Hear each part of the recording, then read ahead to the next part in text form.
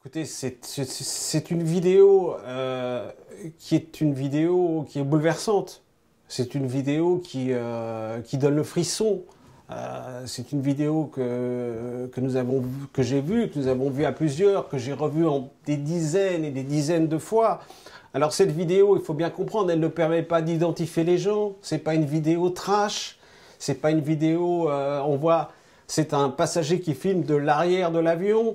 Mais on entend, c'est le son qui est terrible, c'est la dimension humaine de la panique, de la détresse, des cris des gens dans l'avion. C'est ça qui est terrible. Et c'est pour ça que nous avons choisi, donc on arrête de nous faire un procès, que nous avons choisi de ne pas diffuser cette vidéo. Nous avons choisi de ne pas diffuser cette vidéo dans la mesure où c'est un élément humain très fort, mais c'est un élément qui n'apporte rien à l'enquête. Par contre, le reste, ce que nous avons fait, le travail que j'ai fait d'investigation, apporte des éléments nouveaux à l'enquête. Alors ça a été un long travail d'investigation, puisqu'il faut trouver les contacts qui permettent d'aller sur ce terrain qui n'est pas un terrain facilement accessible. Donc ça passe par différents intermédiaires. Des intermédiaires qui sont des intermédiaires qui sont connectés avec des gens qui travaillent sur le terrain. Et c'est à partir de là qu'il y a une remontée de ce document qui me parvient, que je visualise une première fois, et ensuite toute l'équipe éditoriale de Match regarde ce document, et à partir de là, nous sommes tous d'accord pour estimer qu'il s'agit d'un document parfaitement valide et qui correspond, on le verra par la suite, tout à fait au scénario de l'enquête.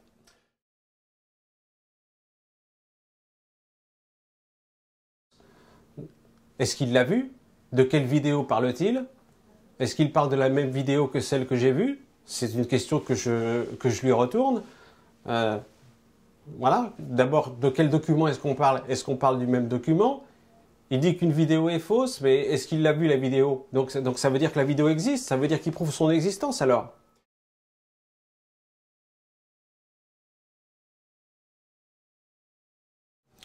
Alors si les téléphones portables, tous les téléphones portables qui ont pu être récupérés sur le crash, et notamment toutes les cartes SIM qui ont pu être exploitées, parce qu'il y a des téléphones qui ont été endommagés, mais on peut récupérer la carte SIM, mais on peut récupérer les données.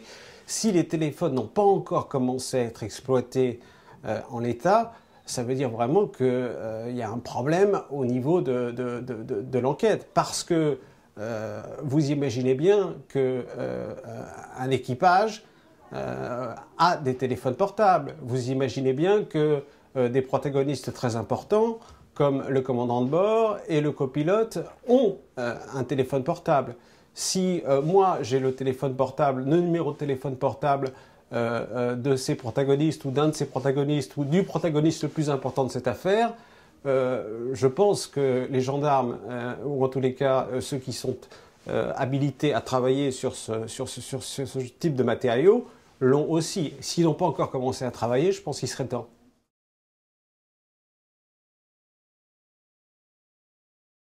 Je ne possède pas cette vidéo. Je ne sais pas combien de fois il faudra que je le répète. Je ne possède pas cette vidéo. J'ai eu la possibilité de la visualiser. Nous avons eu la possibilité de la visualiser. Nous avons décidé de ne pas la diffuser. Nous en avons juste parlé, nous l'avons évoqué dans le cadre d'une enquête globale. Donc toute demande concernant cette vidéo, toute autre vidéo ou tout autre élément matériel ne me concerne pas et ne concerne pas Paris Match.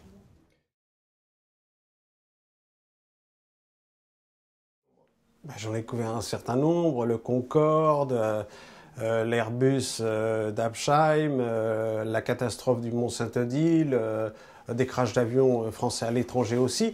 On est toujours dans la même configuration. Là, on est même dans une configuration extrêmement compliquée parce que vous avez des intérêts qui sont toujours divergents après les accidents, quoi que disent les autorités. Il ne faut quand même pas oublier qu'en l'espace d'une nuit, on est passé d'information zéro à tout.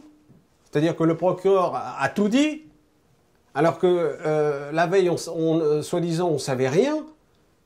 Et ça parce qu'entre-temps sont arrivées les révélations du New York Times. Et il faut savoir que selon les informations de Paris Match, dès le premier jour, je le dis bien et je le dis fermement, dès le premier jour, dès la première nuit, les enquêteurs savaient que c'était une affaire qui concernait les pilotes. Dès la première nuit, la bande du Cockpit Voice Recorder a été décryptée. Il n'y a pas eu de difficulté pour la décrypter dès la première nuit. Les enquêteurs allemands sont allés dans l'appartement de Lubitz et ont trouvé des montagnes de médicaments et les documents que l'on sait. Mais nos informations, je les maintiens, nous les maintenons, quoi qu'il advienne.